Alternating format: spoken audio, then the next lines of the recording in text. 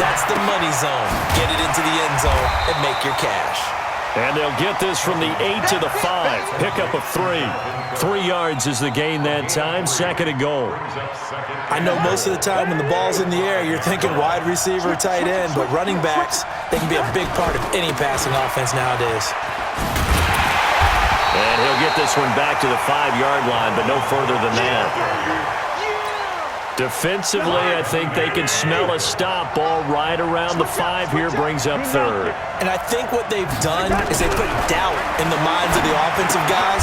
What do we do? Because now you don't have a go-to play. Either side they pick, throwing it, running it, it won't be easy. They're able to hold them to 3 there, and that leads to a 4th and goal. And now the Texans are going to stop it as they signal for a timeout. They'll have 2 remaining as we step aside here in this first quarter. So Cousins heads to the Vikings sideline, and on is Dan Bailey to try the field goal. From the left hash, should be a fairly easy one here. Bailey's kick is good, and the Vikings have a 3-0 lead. They got the interception, but very little movement after, and that forces them to settle for 3. And it does feel like settling when that happens, doesn't it? It certainly does, but we got to give a lot of credit where it's due, and that's to the defense because they ran onto the field. This is what we call sudden change, right? Interception, you got to go put out the fire, and they did, holding them to a field goal. The Texans offense ready to go here for their next drive. And it's been a miserable start for them offensively, obviously. 2 drives, 2 interceptions. And this is where you have to know your quarterback and know how you actually have to reach him. Do you do it with a little bit of humor? Maybe you break the ice a little bit like, hey, didn't we practice in that color jersey all week? Not the one that you're throwing it to? Or maybe you have to be stern with him. But whatever it's going to take to get the message, it has to be done. He's putting the game in jeopardy. Throwing to start the drive, but that one incomplete. So after the incompletion, 2nd and 10 from the 22. Throwing again is Watson. Flushed out right. And here's another interception, the 3rd of this first quarter. Xavier Rhodes with a pick. And he's going to take this one back to the 37-yard line. Well, I get what he was trying to do. He was moving to his right and trying to shift the coverage, but instead he shifted the coverage also to the right and threw right into it for an interception. They'll run on first down. It's Cook. And brought down, but not before they're inside the 25. 13 yards as the Vikings pick up the first down. Getting the sense, Charles, they're going to put a big emphasis this afternoon on the run game. And why not? What we're seeing so far, it's working pretty well from them. And here's the best part. We always talk about the best performers do their job when the lights come on. I think he likes that. Looking for his tight end Rudolph, and it's intercepted. Zach Cunningham with a pick, and he'll return it to the 24-yard line. Well, from what we've seen thus far, this is not a formula for winning football. When you have more turnovers than points scored, that's a tough way to try and win a game. They go back to the air here after the INT on the last drive. Open man, the tight end fails. And he'll get to the 29-yard line, brought down there. 6 yards was the pickup on the last completion, so here's 2nd and 4. Rolling to his right. And his pass is intercepted for the 4th time today. Xavier Rhodes with a pick. Listen to me. 41 Following the interception, Cousins. And that's going to be incomplete. Too tough to hold on to that one. It's 2nd down. Going with a dime look on defense. 2 extra defensive backs on the field and covered up essentially every blade of grass. That allowed them to disrupt the play. And he gets this inside the 35-yard line. And this will probably be the last play of the quarter. 3-0 after 1 on EA Sports.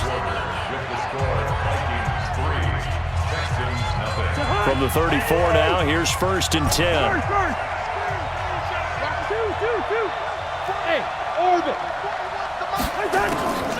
Working out of the gun, Cousins.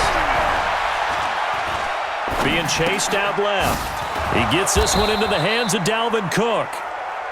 Give him 6 on the play, and that'll make it second down.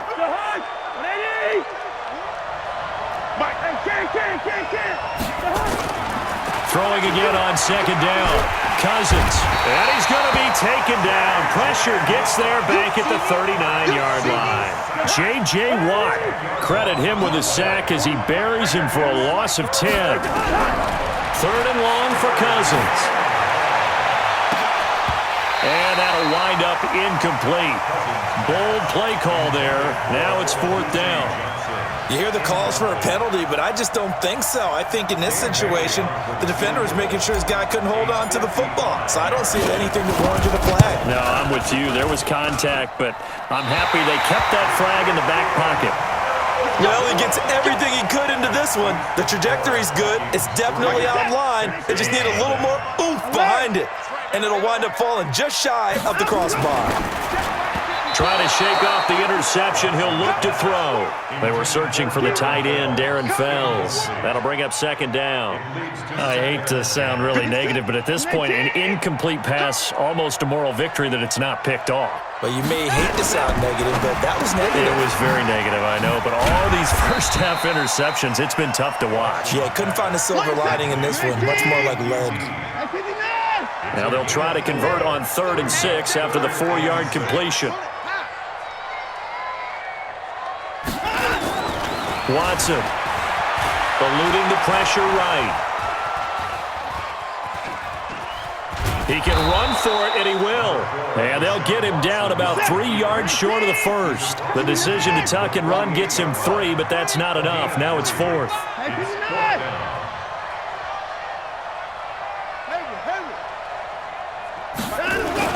Here we go on 4th. Watson. And my goodness, another interception. Picked up by Anthony Harris. And he will take this across midfield and down to the 48-yard line.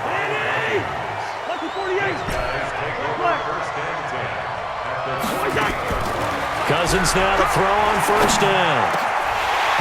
And that is incomplete. He couldn't hold on through the contact. Brings up second down. So after the incompletion on 1st, now 2nd and 10.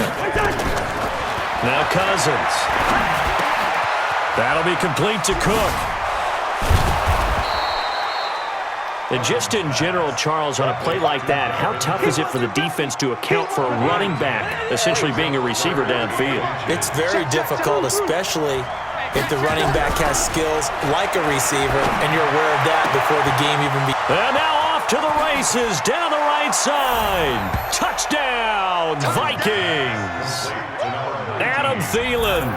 39 yards. And the Vikings are going to widen that advantage.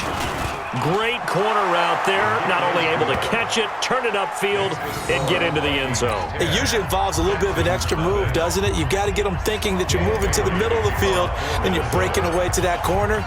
Boy, that was well executed. This will be taken in at the 1. And a pretty good return here. He'll be stopped just shy of the 25 at the 24-yard line.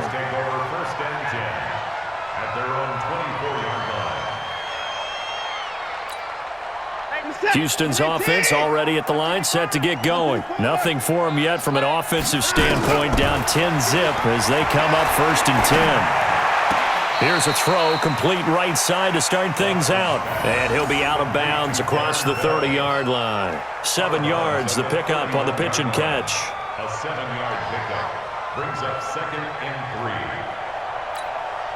3. Able to get 7 on that first down pass play. 2nd and 3. They'll fake the handoff. Now Watson. Nowhere to escape, and he goes down. There for the sack, Everson Griffin. Defensive end gets in there that time. They were in a 4-3. What's the responsibility of the ends versus the tackles there, Charles? Well, most of the time when you talk about the ends, they're your pass rushers. They're the guys that you turn loose to try and get to the guy who's going to throw the football. The tackles, usually more of the run-stuffing variety. But the way this game is advanced, you're wanting a little bit of everything out of all of your guys. And now here is another interception. Picked off by the former first-rounder Trey Waynes. And he'll take this across midfield.